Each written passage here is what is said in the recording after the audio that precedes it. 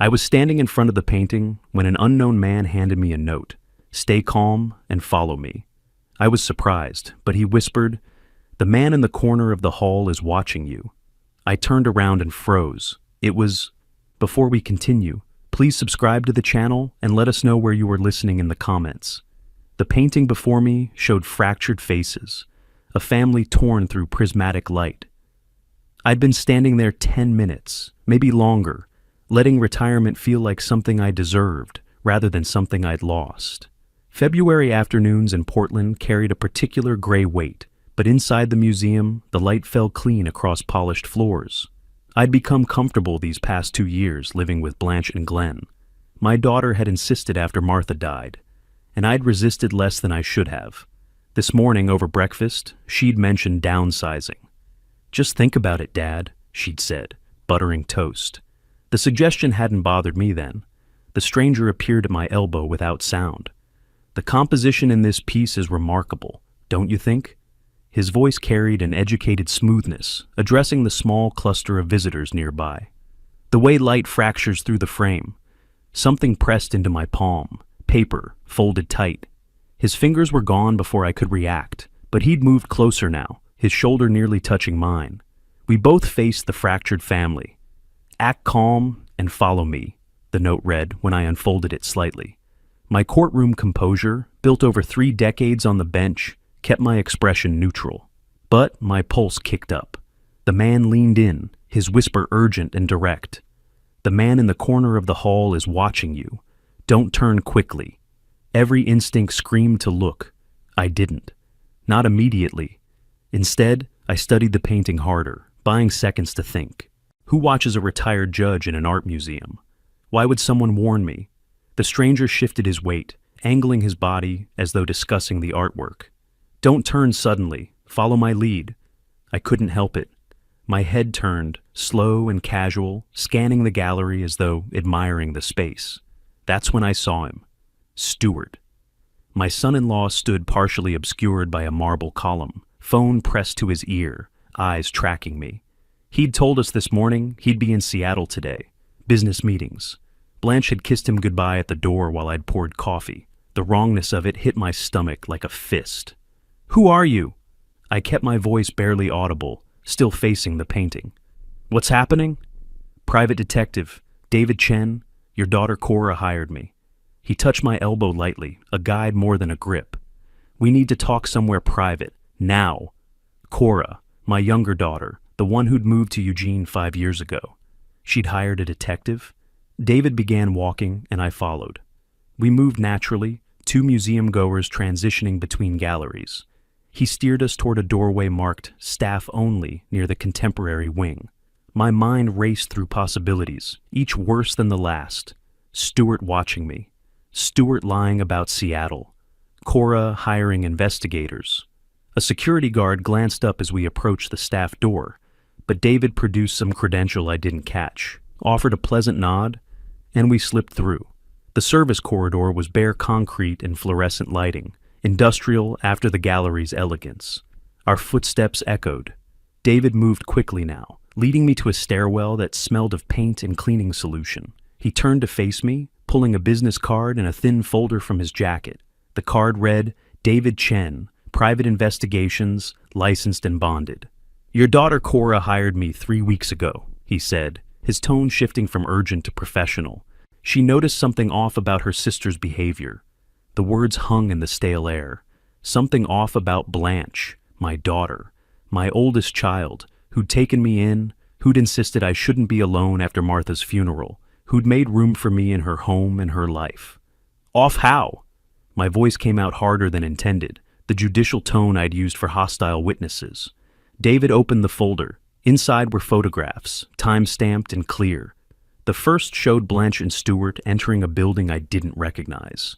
The angle suggested surveillance from across the street. "They've visited this attorney 4 times in the past 2 months, David said, his voice steady and factual. "His specialty is elder law, specifically incompetency declarations and guardianship proceedings. Your daughter and son-in-law have consulted him 4 times. They're building a case to declare you mentally unfit." The words landed with surgical precision. Incompetency, guardianship, mental unfitness. Legal terms I'd heard 1,000 times from the bench, now aimed at me like weapons. Mentally unfit. I heard my own voice, flat and controlled, though my hands wanted to shake. To manage my own affairs, my own home. I paused, forcing my breathing steady. Evidence? David laid out more photographs on the stairwell steps. Blanche and Stuart outside a medical office. Stuart photographing my home office through the doorway, catching papers scattered across my desk. Another image showed them at what looked like a coffee shop, heads close together, reviewing documents. They've been recording conversations where you allegedly forget things, David explained, his tone professional but not cold. Photographing your office in disarray, which they create themselves. Stuart has a physician friend willing to diagnose dementia without proper examination. Dr. Harrison, internal medicine, owes Stuart money from poker games.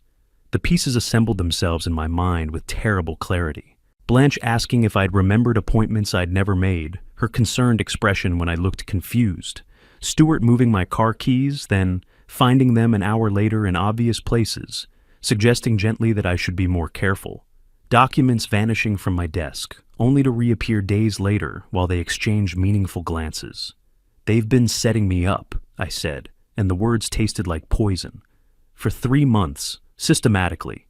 David pulled out another document, a financial spreadsheet with highlighted figures. The petition could be filed within 2 weeks. Judge Marshall is handling these cases currently. He's known for quick hearings when medical evidence seems clear. Marshall. I knew him. A competent judge, maybe too trusting of medical testimony. He'd rule fast if a doctor testified convincingly. How much? The question came out colder than I intended. What's my life worth to them? David met my eyes without flinching. Your house appraises at $850,000. Stuart owes $120,000 to various creditors. Blanche has $45,000 in credit card debt. Your savings, pension, assets, they've researched everything. The numbers clicked into place. Enough debt to be desperate, enough equity to solve their problems. And me, the obstacle between them and financial freedom. Not a father, not family, just an asset to liquidate. Cora knows? She suspected. She hired me. She didn't want to confront them without proof. David's expression softened slightly. Smart woman. She said you'd know what to do with this information. My daughter, my youngest, who'd always been the observer, the quiet one who noticed everything. She'd seen what I'd missed, acted while I'd been played. I pulled out my phone, scrolled to Marcus Reed's contact. My thumb hovered over the call button. Marcus and I had worked together for 20 years. Him as defense attorney, me on the bench. He'd retired the same year I had, but he still consulted on elder law cases. I need to call someone, tonight, an attorney, Marcus Reed. I looked up at David. Then I need to go home and pretend I know nothing. The strategy was forming now, cold and clear. Can you continue surveillance? Already planned, they don't know I exist. David handed me a flash drive. Everything's here. Your attorney will need this. Video surveillance, audio recordings, financial documents, the corrupted doctor's history. It's all documented. I pocketed the drive, feeling its weight like a weapon. Keep watching them, I said. I want to know every move they make, every meeting, every phone call, everything. David nodded, understanding in his expression. He'd seen this before, the moment a victim became something else. We left through different exits. I took the main entrance, walking normally, an old man leaving a museum after an afternoon of culture. My car was where I'd left it in the parking structure. I placed David's folder under the passenger seat, hidden but accessible. The drive home took 20 minutes. I used every second to think, to plan, to let the judicial training I'd spent a lifetime developing take control. They wanted to use the law against me. I'd written legal opinions. I'd presided over thousands of cases. I knew every procedure, every loophole, every tactical advantage. I pulled into the driveway as evening settled over the neighborhood. Lights glowed warm in the kitchen windows. Through the glass, I could see Blanche moving, Stuart leaning against the counter, my home, my family, my betrayers. I checked my watch. Marcus would still be in his office. I'd call him after dinner, after I'd played my part convincingly enough. I gripped the steering wheel, took a controlled breath, rehearsed the expression I'd wear, pleased, tired, content. the mask of a man who suspected nothing. Then I opened the car door and stepped out into the cooling air. My shoes crunched on gravel. The front door seemed farther away than usual, but I reached it, hand on the handle. Voices inside, Blanche laughing at something Stuart said. The door opened before I could turn the knob. "Dad, you're home! How was the exhibition?" Blanche stood in the doorway, her smile wide and warm and absolutely false. I endured dinner, small talk, lies. Blanche asked about the exhibition, and I described paintings I'd barely registered. Stuart mentioned his Seattle trip went well, and I nodded as though I believed him. Glenn ate silently, eyes on his phone screen, a ghost at his own table. At 9:30, after they had retired to their room, I closed myself in the study. The room felt different now, contaminated. How many times had Stuart photographed this space, documenting the chaos they had created? How many conversations had they recorded, twisting my words into evidence of decline? I pulled David's flash drive from my pocket, locked it in the desk drawer alongside the folder from my car. Then I picked up my phone and dialed Marcus Reed. He answered on the second ring. "Silas, everything all right?" "Marcus, I need legal counsel, immediately." I kept my voice low, aware of the thin walls. "My daughter and son-in-law are building a case to declare me incompetent. I have evidence." Silence stretched for 3 seconds. Then Marcus's voice came back, stripped of casual warmth, pure professional focus. "Silas, listen carefully. Don't sign anything. Don't discuss your finances or assets with anyone in your household.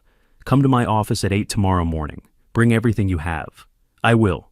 "And Silas, don't let them know you're suspicious. Act normal. Can you do that?" I thought of 30 years on the bench, maintaining judicial neutrality through testimony designed to manipulate emotion. "I can do that." "Good. 8 sharp. We'll handle this." Morning came after a sleepless night spent cataloging evidence in my mind. I left the house at 7:30, telling Blanche I had errands downtown. She smiled, kissed my cheek, asked if I remembered where I'd parked the car. "I remember everything, Blanche." Something flickered in her expression, too quick to interpret. "Of course you do, Dad. Drive safe."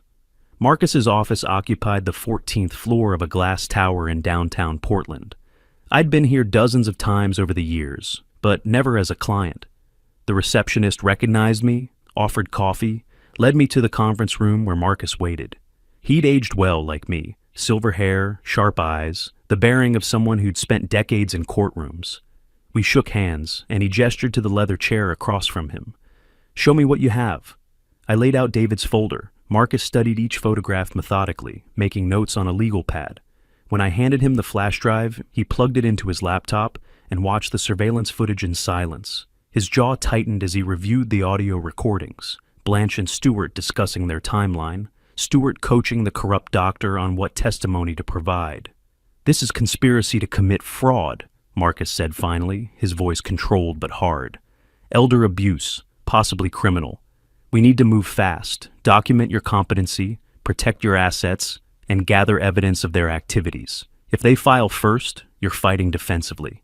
He outlined the strategy with military precision. First, comprehensive medical evaluations from 3 independent physicians, neurologist, psychiatrist, general practitioner, all with unimpeachable reputations. Second, asset protection measures to prevent them from accessing or controlling my property. Third, continued surveillance to document their ongoing conspiracy.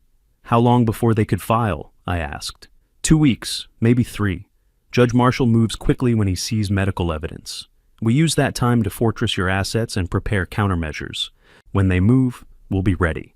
The next 4 days became a rotation through medical offices. Tuesday morning, I sat in a neurologist's examination room, completing cognitive assessment tests, pattern recognition, memory exercises, problem-solving tasks. The doctor, a woman in her 50s named Dr. Patterson, watched me work through each challenge with professional attention. "Mr. Grant, your cognitive function is excellent," she said afterward, reviewing her notes. "Memory sharp, reasoning clear, no signs of impairment whatsoever. I'll have the written evaluation completed by tomorrow. For a man your age, you're remarkably sharp." Wednesday brought the psychiatrist, Thursday the general practitioner. Each evaluation confirmed what I already knew. I was completely competent. Each doctor would provide formal documentation stating so. Between appointments, I returned home to maintain the facade. And now, with new awareness, I recognized every manipulation tactic they employed. Blanche moved my reading glasses from the side table to the kitchen counter, then found them an hour later with exaggerated concern. "Dad, you left these in the strangest place. Do you remember putting them there?"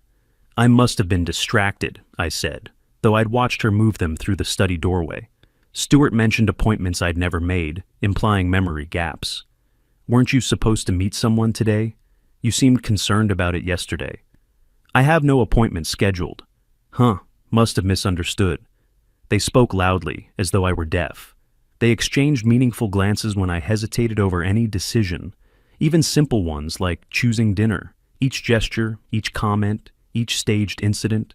I cataloged them all in a written log I kept locked in my desk drawer. Dates, times, exact words. The judge's habit of precise record-keeping.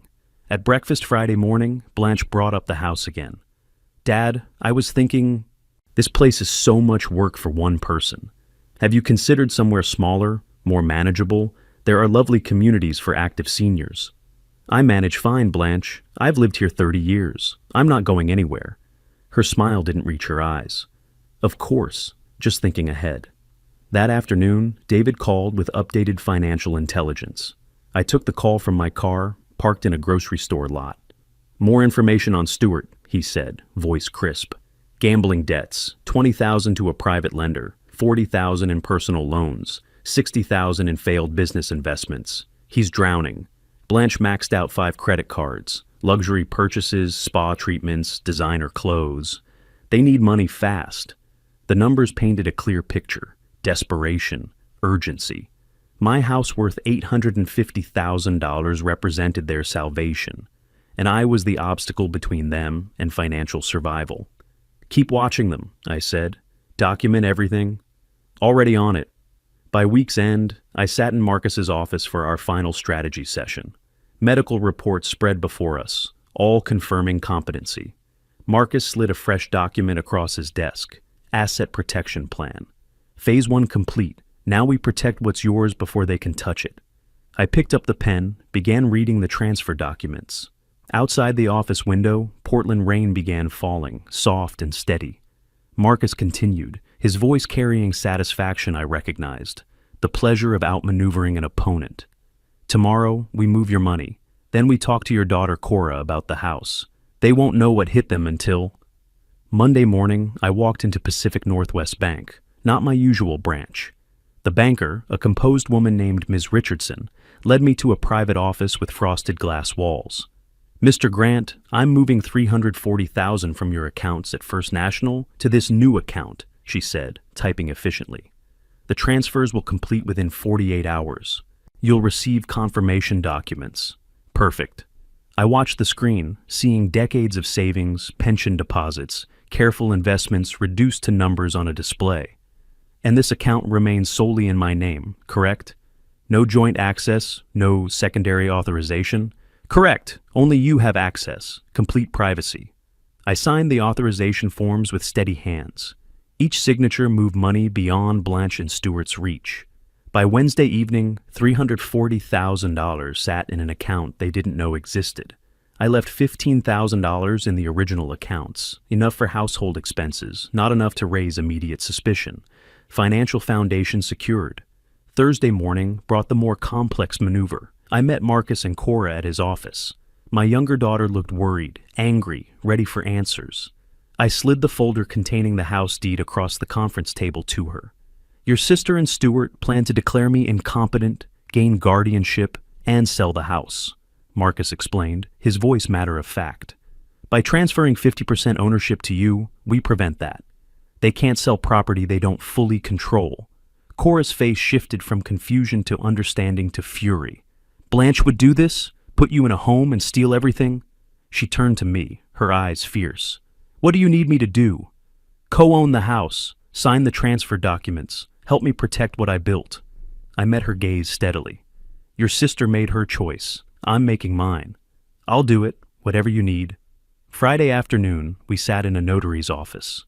The notary, an older man with precise movements, reviewed our identification and the deed transfer documents. I need to verify. You're both entering this property transfer voluntarily, without coercion? He looked at me directly. Mr. Grant, you understand you're gifting 50% ownership to your daughter Cora? Completely voluntary, completely intentional. We signed in blue ink. The notary stamped each page with his official seal, the sound sharp in the quiet office. 50% of the $850,000 house, valued at $425,000, transferred to Cora as a gift. Within annual gift tax exemption limits, completely legal. The documents went to the county recorder's office that same afternoon. Property now jointly owned. Blanche and Stuart had no idea half their anticipated inheritance had just become their sisters. Monday brought the final protection layer. I sat in an estate attorney's office with Marcus present as witness. The attorney, a meticulous man named Howard Chen, laid out the new will. This explicitly excludes your daughter Blanche and her family from inheritance, he said, reviewing each page. Once signed, your previous will is void. Are you certain? Absolutely certain. Cora inherits everything. Blanche gets nothing. Put that in writing. I initialed each page, signed the final page with 2 witnesses present. The attorney sealed the document in an envelope marked Last Will and Testament, Silas Grant, March 2025. Another fortress wall complete. At home, the tension escalated daily. Stuart became more aggressive, Blanche more insistent. They were running out of time, their debts crushing them, their solution slipping away, though they couldn't understand why. Comments became less subtle. You really should consider a professional care evaluation. People your age need advocates to protect them from bad decisions. We only want what's best for you. Tuesday evening at dinner, Stuart abandoned all pretense. He slid glossy brochures across the table toward me. Expensive retirement communities, full care facilities with smiling elderly residents photographed in manicured gardens. Silas, we need to talk seriously about your future. His voice carried barely restrained aggression. I've researched excellent facilities, full medical care, activities, community. You'd be much happier, much safer. We could tour this weekend. Blanche leaned forward, her rehearsed concern thick in her voice. Dad, we're worried. The house is too much responsibility. What if something happens? What if you fall or forget something important? Let us help you make smart decisions now, before what, Blanche? I pushed the brochures back across the table, untouched. Before I become incompetent, I'm not. I won't. This is my house. I'm staying. I make my own decisions about my life, my health, and my property. Is that clear? The room froze. Glenn looked up from his phone for the first time in weeks. Stuart's face darkened. You're being unreasonable? We're trying to help you. You don't understand the complexities of estate management at your age. I stood, ending the conversation with finality. I understand perfectly. I was a judge for 30 years. I know exactly what I'm doing. This discussion is over. I walked to my study, closed the door, locked it. Behind me, silence stretched for 10 seconds before Stuart's chair scraped back violently. Late that evening, I sat at my desk, door still locked. Stuart's raised voice carried from the master bedroom down the hall. Angry phone call, words indistinct, but tone crystal clear. Rage, frustration. Blanche's voice joined, shrill and defensive. Their plan wasn't working, and they knew it. I opened the desk drawer, pulled out the folder Marcus had given me. Copies of all financial transfers, property deed showing Cora's co-ownership, new will excluding Blanche completely. Everything documented, everything legal, everything done. I locked the folder back just as footsteps approached my door, sharp knock, demanding. Stuart's voice tight with controlled fury. Silas, we need to talk, right now. I looked at the locked door, at the folder in my drawer, at my phone where Marcus's number waited on speed dial. My hand reached toward the door handle. The war had officially begun, and I'd already won the first 3 battles. The question was whether to open the door or let him stand in the hallway fuming. I didn't open the door that night, or any night after. The house became a war zone, silent, cold, hostile. In the weeks following that confrontation, Stuart abandoned all pretense. No more false courtesy, no more manufactured concern, just open aggression. People your age lose their minds and don't even know it, he said one morning, blocking the hallway as I headed for the kitchen. You're making decisions you're not capable of making. Move, I said. You need supervision before you hurt yourself. I stepped around him without responding. Blanche watched from the living room, arms crossed, no longer bothering with smiles. They began controlling my movements. Stuart took my car keys one Tuesday morning, plucked them from the counter as I reached for them. I'm holding on to these, Silas. He pocketed them, despite my protests. Yesterday you nearly hit the mailbox pulling in. At your age, reaction time declines. It's not safe. I didn't nearly hit anything. Give me my keys. This isn't negotiable. It's for your safety and everyone else on the road. I'd driven perfectly. The lie was calculated, documented probably. More manufactured evidence. Blanche started monitoring my phone calls. I'd be speaking with a friend or former colleague, and suddenly the extension would click on. Dad, who are you talking to? Her voice saccharine. Oh, just a friend. Well, don't talk too long. You know how confused you get with complicated conversations. They suggested I shouldn't go out alone. Check my bedroom at night to make sure you're okay. Every action designed to build their narrative while isolating me from outside help. But they underestimated one thing. I'd been a judge. I knew how evidence worked. One Wednesday morning, I returned from a walk to find my study door ajar. I'd locked it, always locked it now. The papers on my desk had been disturbed, shuffled differently than I'd left them. The file cabinet showed fresh scratches around the lock mechanism. Someone had tried prying it open with a tool. I checked my bedroom closet safe. More scratches on the combination dial. The safe hadn't been breached, they'd failed. But the attempt was clear. Stuart, searching for financial documents, asset information, anything he could use. I photographed everything with my phone. Door lock, file cabinet, safe. Sent the images to Marcus with timestamps. Criminal intent, documented. That afternoon, David called. Silas, Stuart filed the petition 3 days ago at the county courthouse. His voice carried urgency I'd rarely heard. He's using an evaluation from Dr. Harrison. Claims you have significant cognitive impairment, memory loss, can't manage your affairs. It's complete fiction, but it's sworn testimony. Hearing is May 7th. May 7th. 4 weeks away. Less than 4 weeks, I said, feeling the timeline compress. There's more. David paused. I pulled security footage from the Portland Art Museum, from February when I first approached you. Stuart was there, Silas, following you, taking photos from across the gallery. You remember? The man in the corner I warned you about? The memory returned sharp and clear. The stranger who'd given me the warning note. David pointing towards someone watching. Stuart on his phone, supposedly in Seattle. That was him, David continued. He's been building this case for months, documenting supposedly erratic behavior, every moment calculated. Stuart at the museum, Stuart the watcher, Stuart manufacturing evidence while I'd been oblivious, admiring art, thinking I'd found peace in retirement. The man in black, my own son-in-law. I called Marcus immediately, explained the timeline. He scheduled an emergency meeting for that evening. At his office, we spread everything across the conference table. My medical evaluations proving competency. David's surveillance showing their conspiracy. Audio recordings of their planning sessions. Financial documents exposing Stuart's debts. And now, the court petition with Dr. Harrison's fraudulent testimony. They filed for emergency guardianship based on alleged immediate risk to your welfare, Marcus explained, reviewing the petition documents. Dr. Harrison's evaluation is their cornerstone. We destroy his credibility. Their case collapses.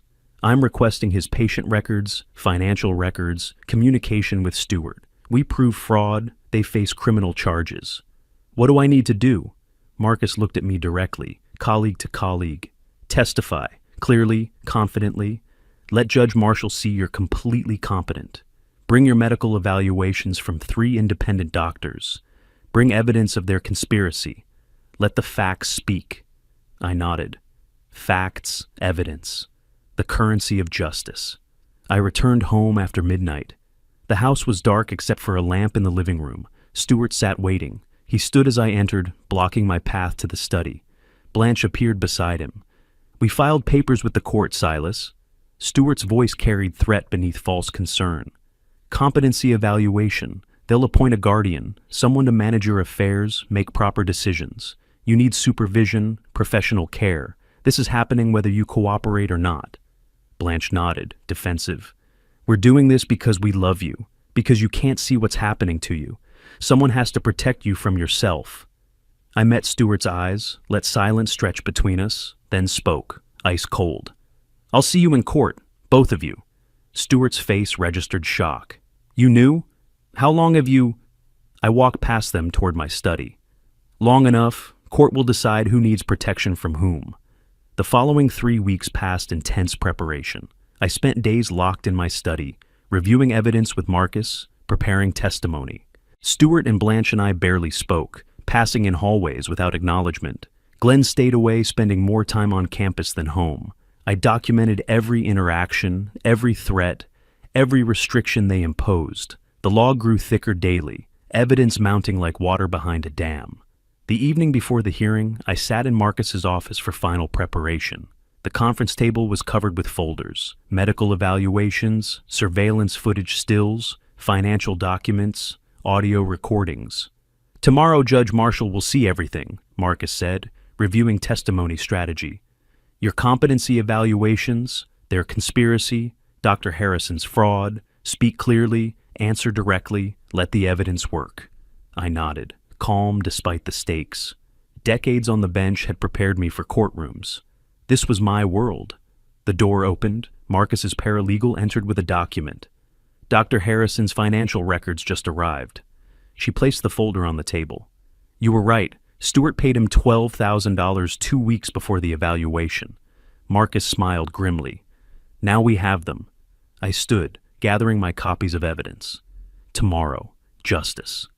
I walked to the office window, looked out at Portland's evening lights spreading across the city. Somewhere out there, Stuart and Blanche were preparing their case, confident in their lies. My reflection stared back from the dark glass, steady and resolved. See you tomorrow. Morning came. I dressed in a dark suit, courtroom attire. Marcus met me at the courthouse entrance. Multnomah County Courthouse rose 10 stories of concrete and glass, holding decades of Portland's legal battles. I'd walked these halls thousands of times as a judge. Now I entered as defendant. We took the elevator to the second floor, courtroom 2B, Judge Marshall presiding. Inside, the familiar architecture of justice. Wooden benches, raised judge's bench, American flag in the corner.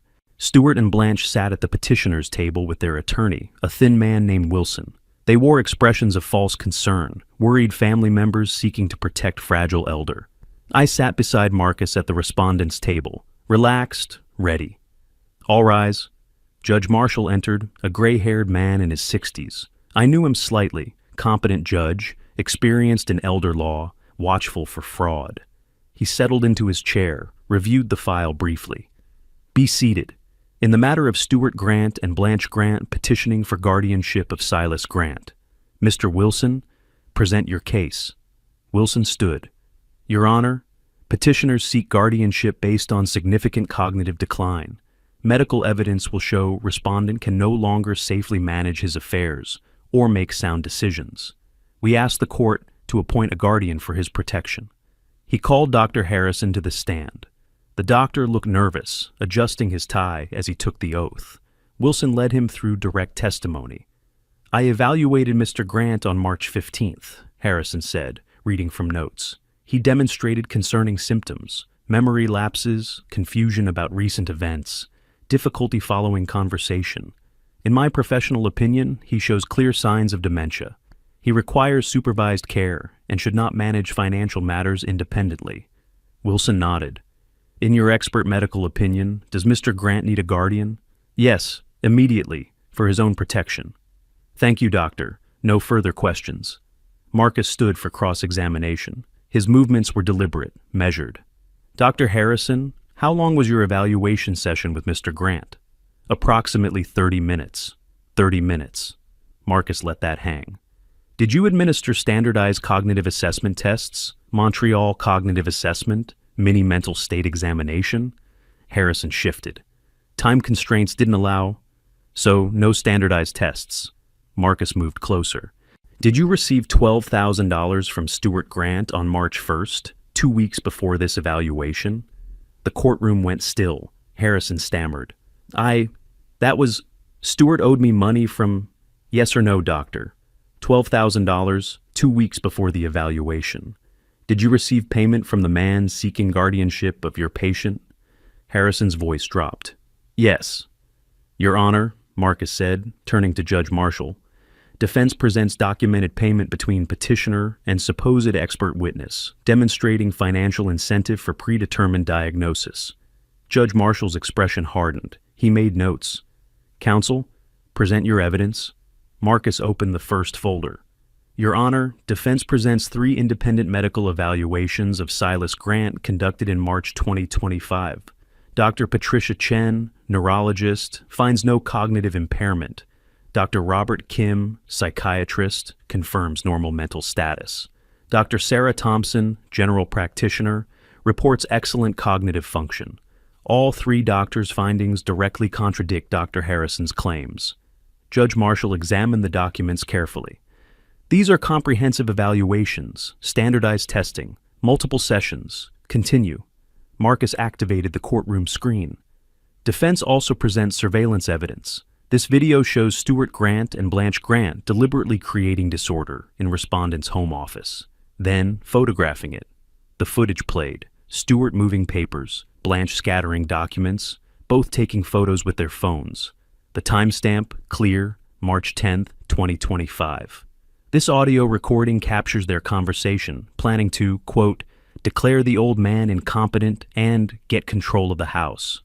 Their voices filled the courtroom. Stuart.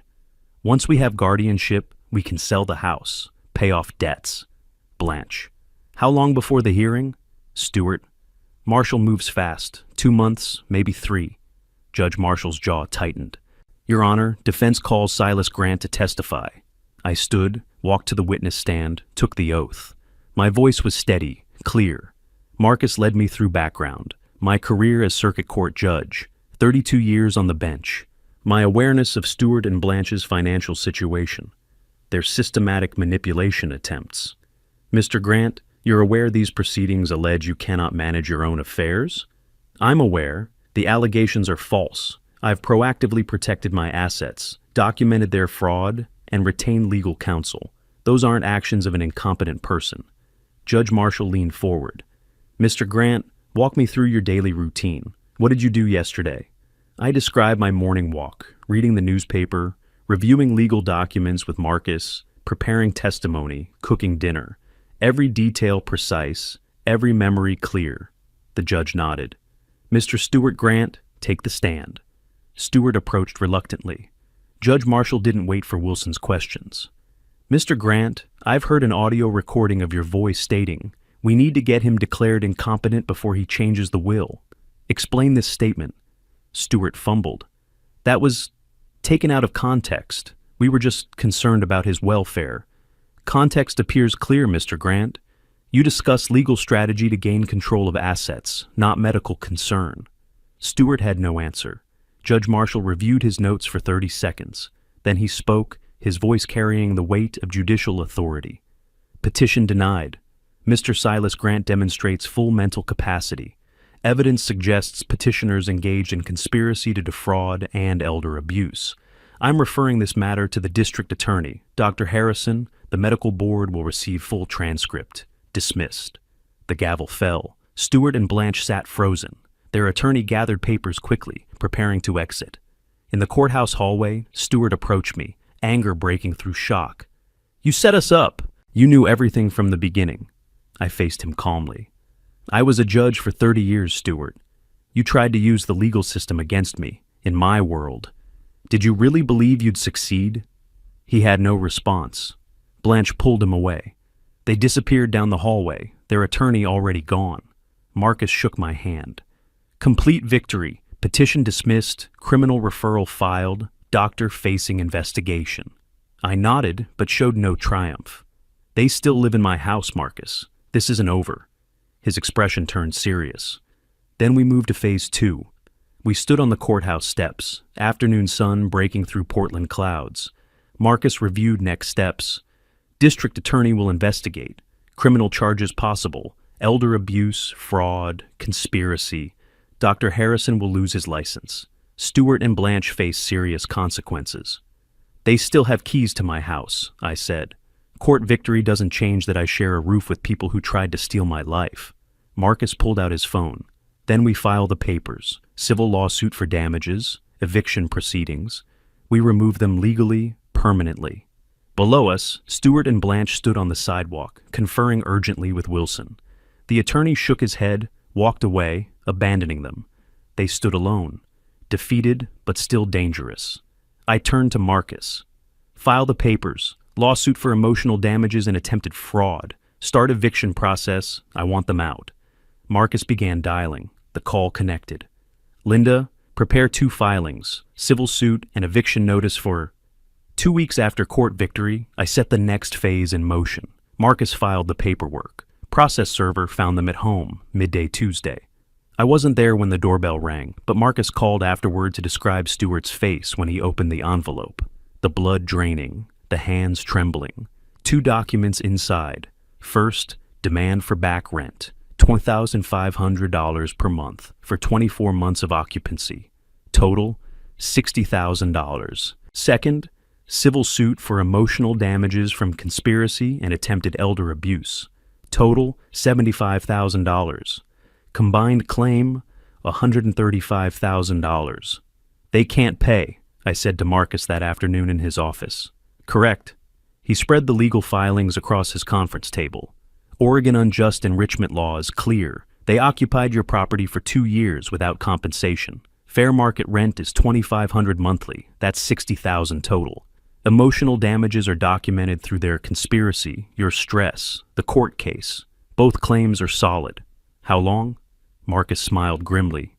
30 days notice required by Oregon law.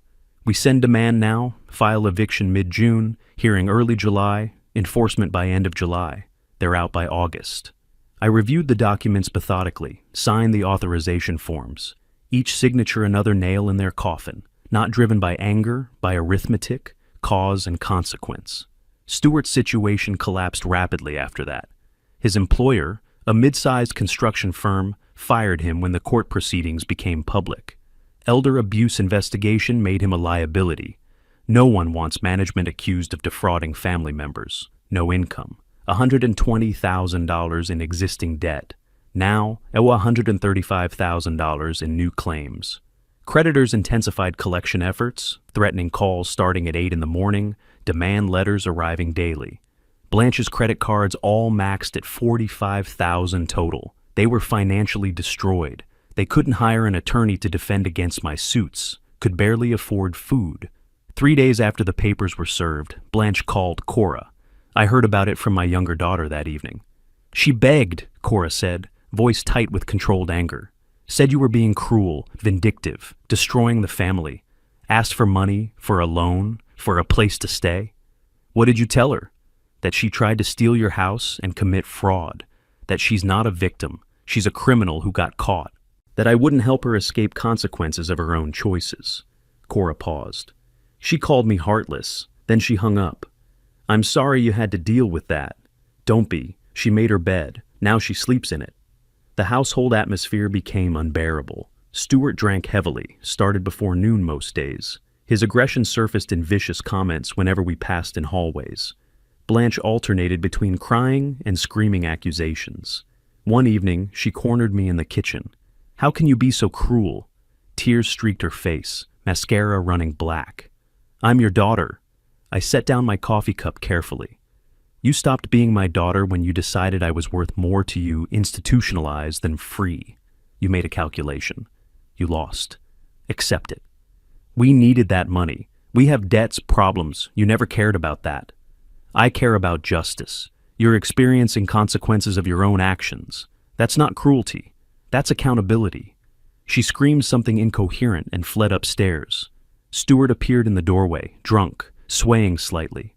You're destroying us, he said, voice thick. No, you destroyed yourselves. I'm simply not preventing the collapse. He left without responding. Glenn came to my study one evening, knocked quietly. I let him in. Why are you doing this? He asked. They're still your family. I considered the question seriously. He deserved honesty. They planned to institutionalize me falsely, steal my home, and leave me powerless.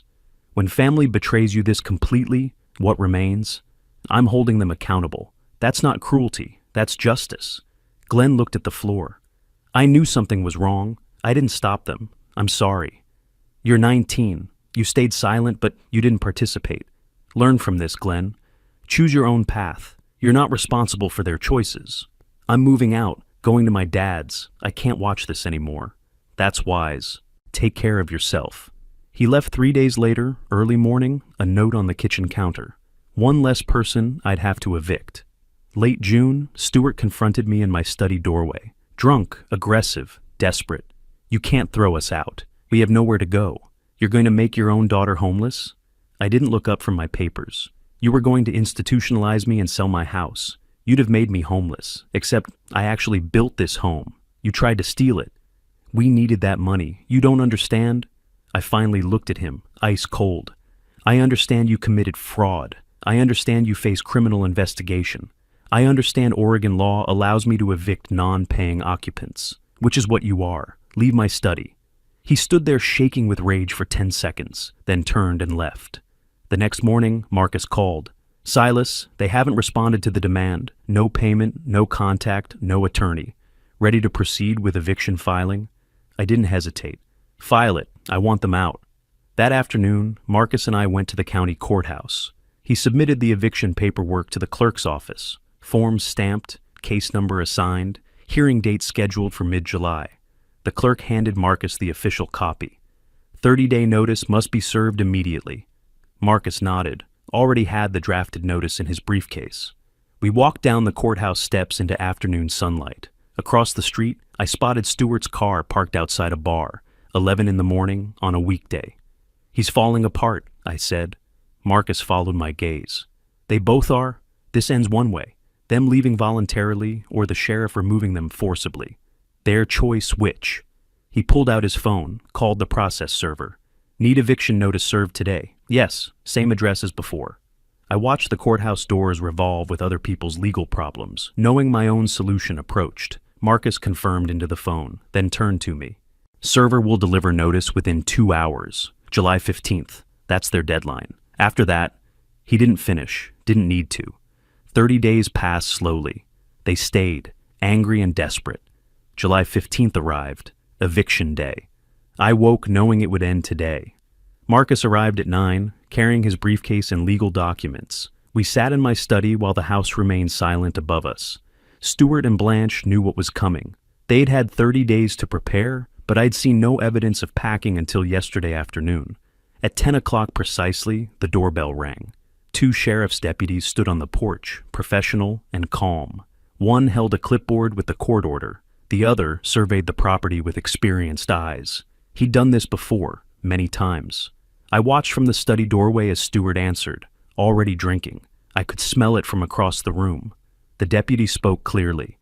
Mr. Grant, we're here to execute a court-ordered eviction. You have 2 hours to remove your belongings from the premises. After that, any remaining items become property of the homeowner. Stuart took a step forward, body language aggressive. You can't do this. This is our home. We've lived here 2 years. I'll fight this. I'll fight you. The deputy remained unmoved. Sir, the court has ruled. You must vacate. Resistance will result in arrest. Step back, please. I'm not going anywhere. That old man can't throw us out. The deputy raised his hand, spoke into his radio. Need police backup at this location, resident refusing eviction order and making threats.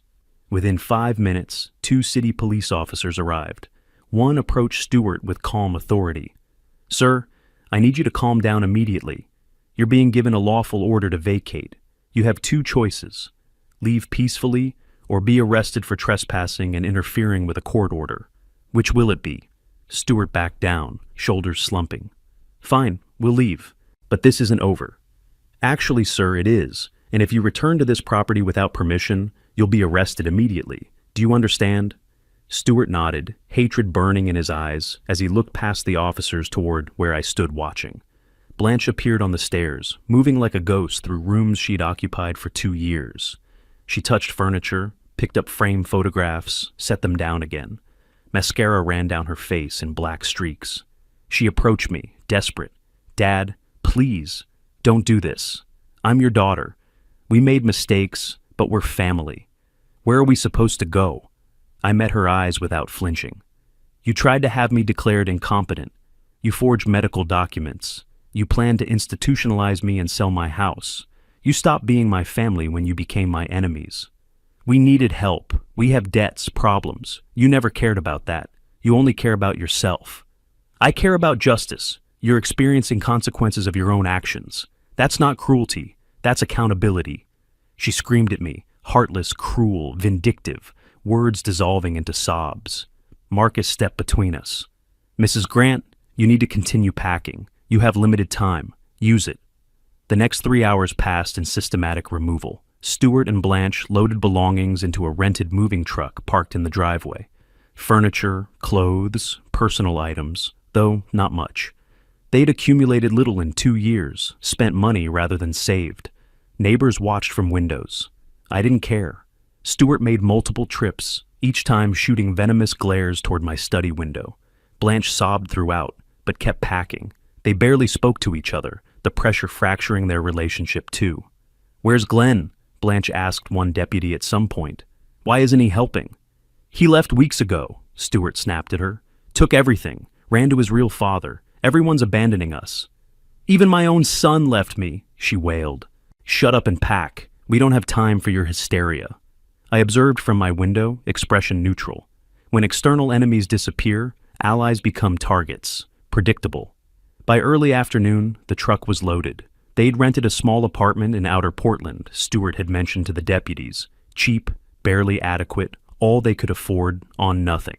Stuart climbed into the driver's seat. Blanche took one last look at the house, at me standing in the doorway. She opened her mouth, apology, curse, but nothing came. She turned away, got into the passenger seat.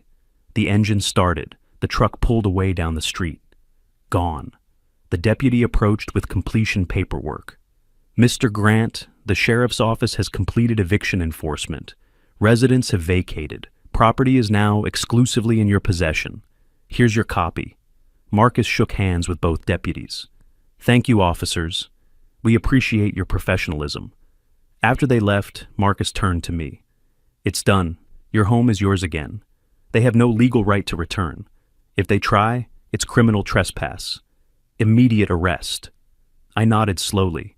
2 years. 2 years living with people who wanted me gone. Now they are. How it should have been. You protected yourself. You used the law properly. You have nothing to feel guilty about. I don't feel guilty. I feel relieved and tired. Very tired. Marcus left shortly after. I walked through the empty house alone. Their former bedroom was messy, damaged, disrespectful even in departure. I'd hire cleaners tomorrow, repair what needed fixing, make it mine again completely. I returned to my study, sat at my desk, looked at a framed photograph of younger Blanche from years ago, before greed, before betrayal. I opened the desk drawer, placed the photo inside, face down, closed it. Past was past. I pulled out the legal documents Marcus had left. Eviction, completion, trespass warning, civil judgment still unpaid. $135,000 they'd never pay. I didn't care about the money anymore. I'd wanted my home, my freedom, my peace. I'd gotten all three. My phone rang. Unknown number. I almost ignored it, then answered. "Dad, Blanche's voice, small and broken. My finger hovered over the disconnect button. Decision unmade. I just wanted to say, I disconnected the call, and the next one, and everyone after. Days became weeks. She kept trying. I kept refusing. The house required work.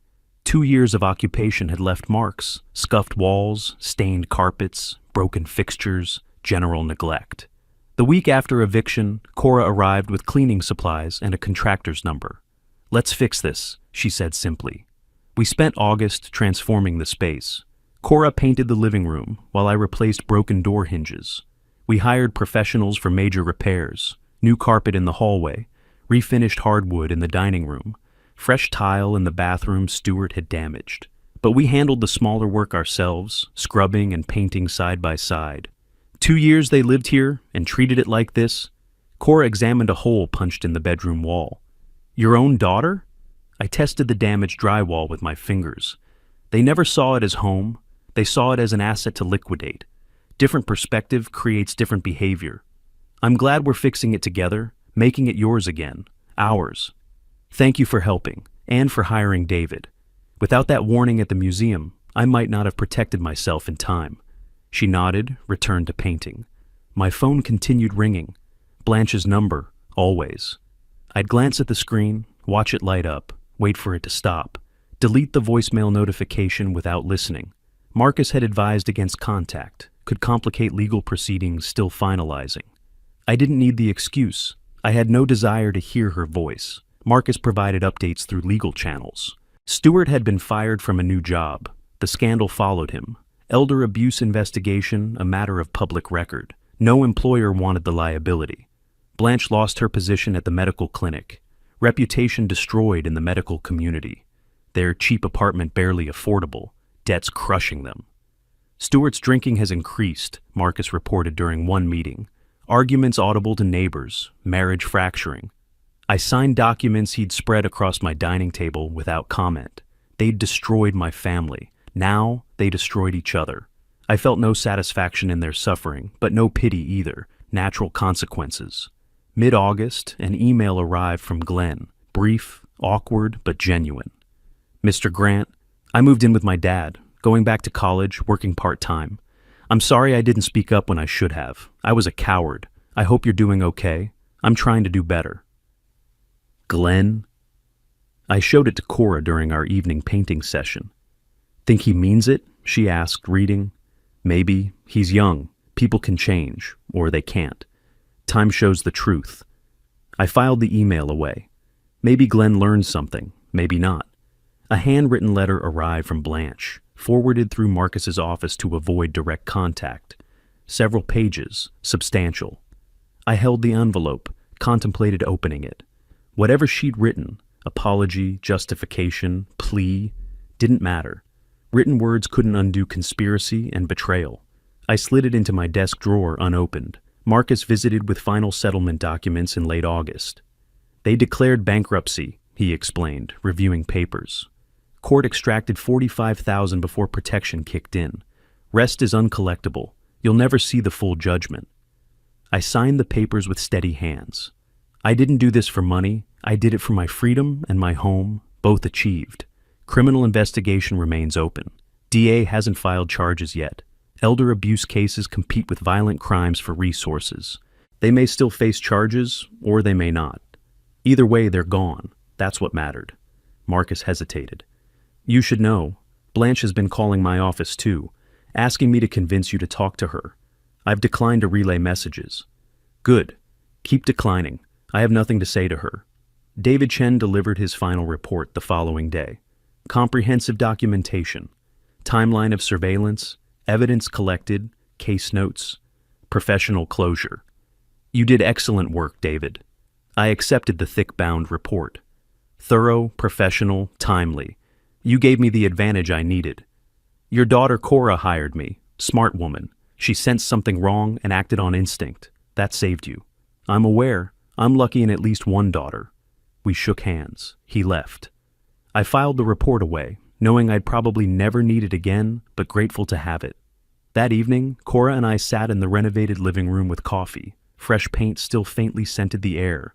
She looked at me seriously.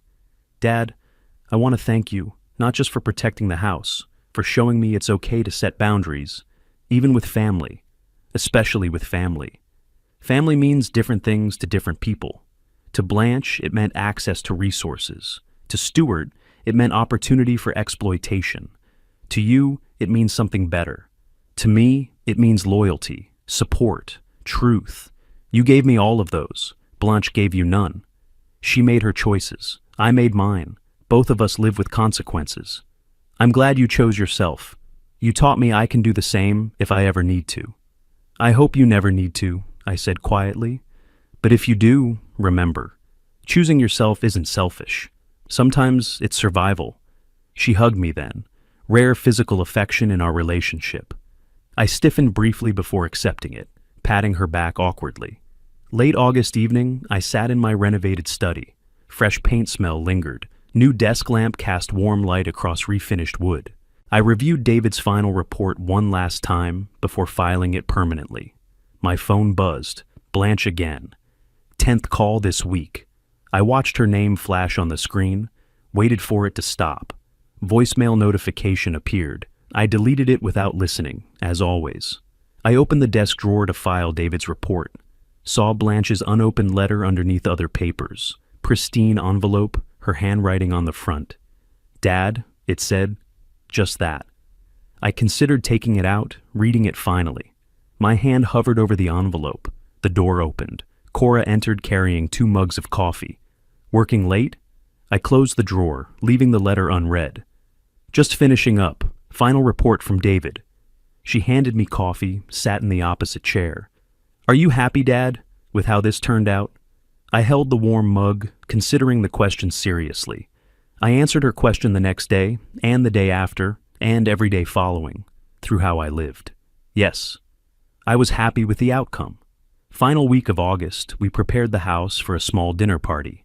6 guests, Cora, Marcus, and 3 longtime friends from my professional life. Simple meal, good wine, comfortable conversation. Nothing extravagant. Just reclaiming the simple pleasure of hosting in my own home without enemies under my roof. Before they arrived, I showed Cora my study, where I'd resumed painting. Easel set up by the window overlooking the garden. Canvas in progress, abstract piece with bold colors, violent strokes of crimson and deep blue, unlike the careful pastoral landscapes I'd painted before retirement. Started painting again last week, different style than before, harder edges, darker tones, different perspective changes the art. Cora examined the canvas, tilting her head. It's powerful, raw, angry almost. I like it better than your old landscapes, more honest.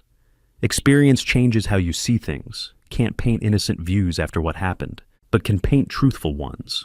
I touch the canvas edge, paint still slightly tacky. These colors come from somewhere real now. Knowledge earned. Are you doing a show? Small gallery in October, local venue downtown, nothing major, just returning to myself, the parts of me that got buried dealing with them. I gestured at the painting.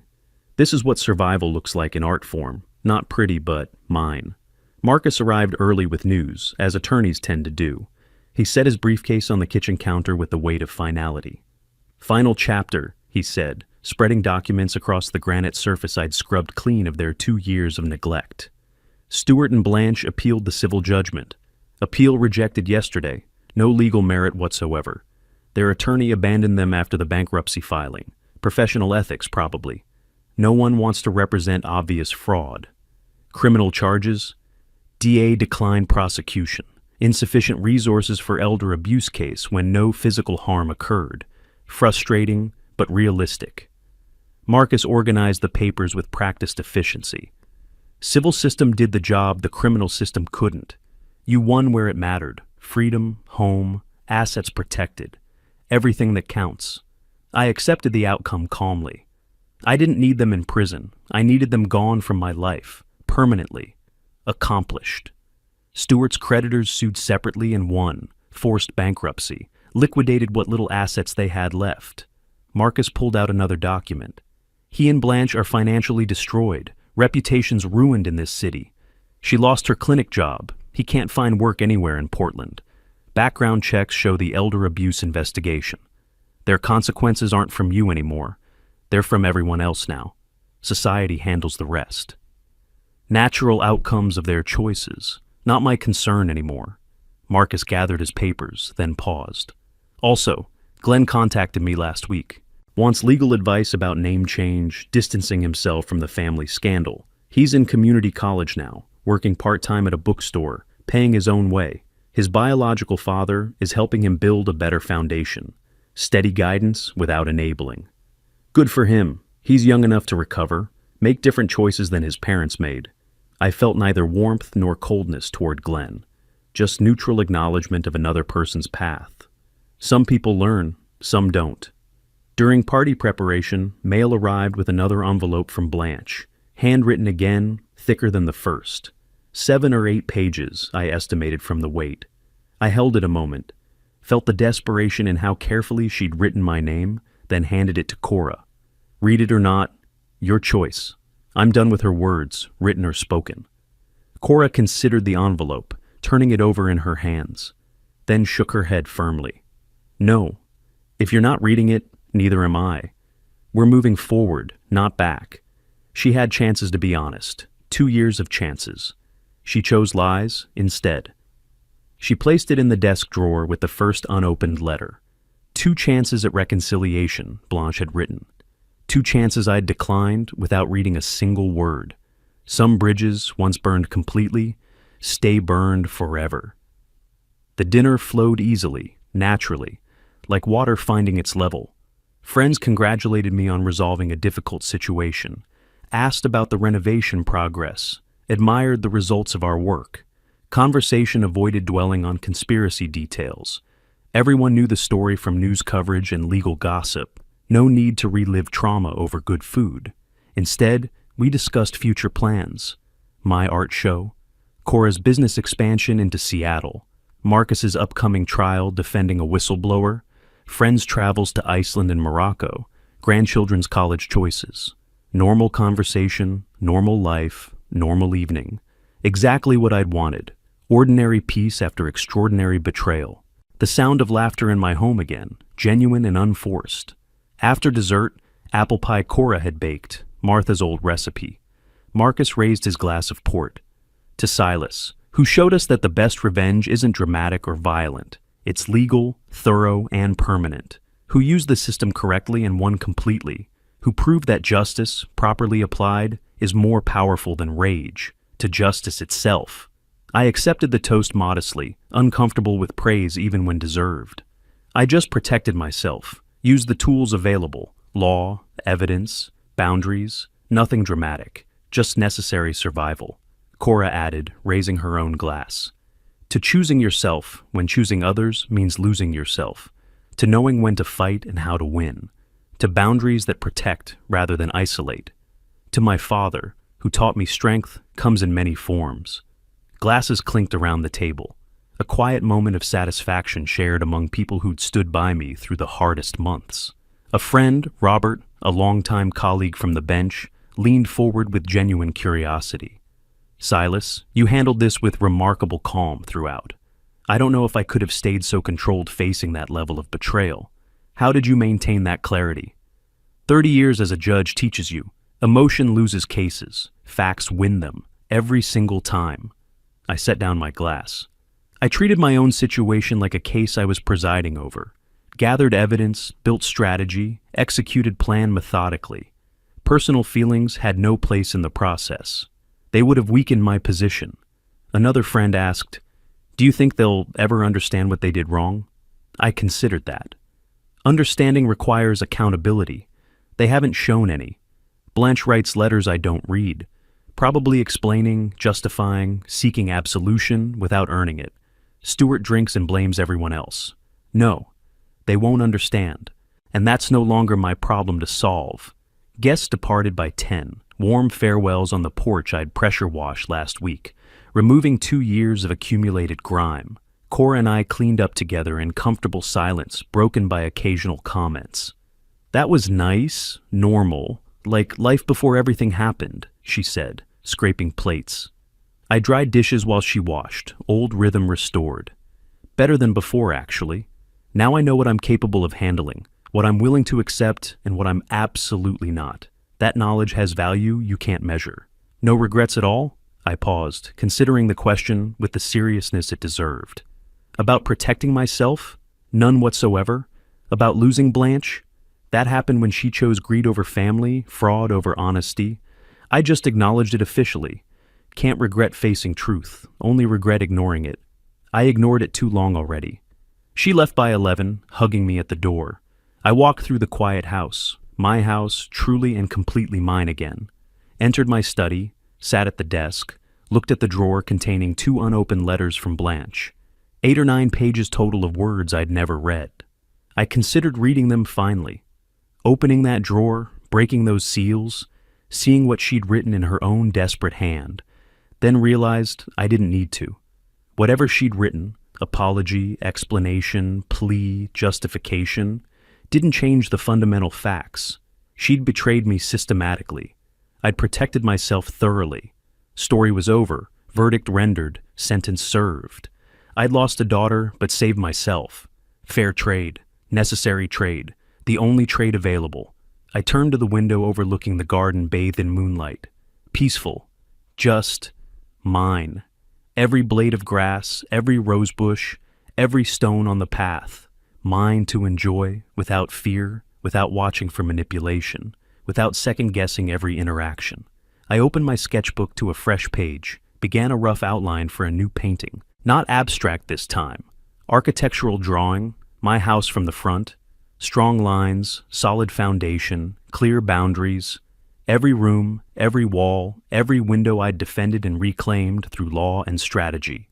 Every door that locked against intruders, every space restored to sanctuary.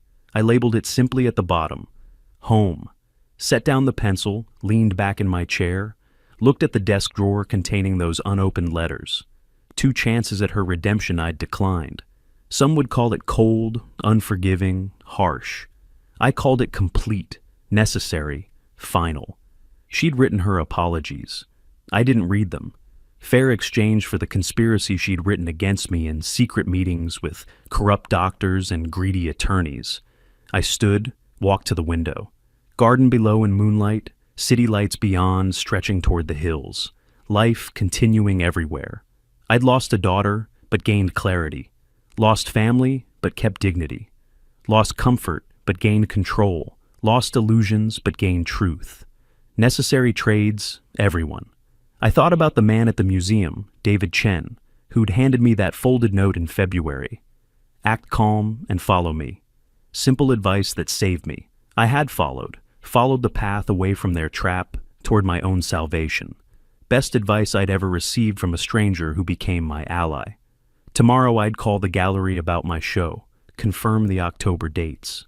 Next week I'd start a new painting, maybe something with warmer tones. Not everything ahead had to be dark. Next month I'd host another dinner, maybe invite more friends, reclaim more of the social life they'd tried to isolate me from.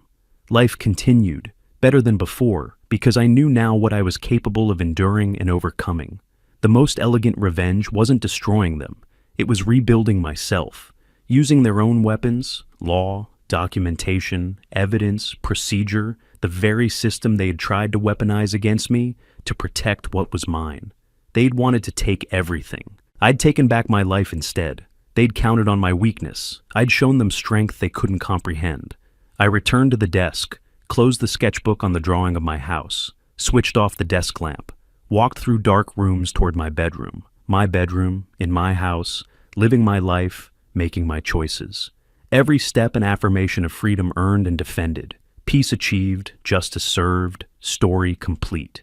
If you like this story, please like this video, subscribe to the channel, and share your impressions of this story in the comments. To listen to the next story, click on the box on the left. Thank you for watching.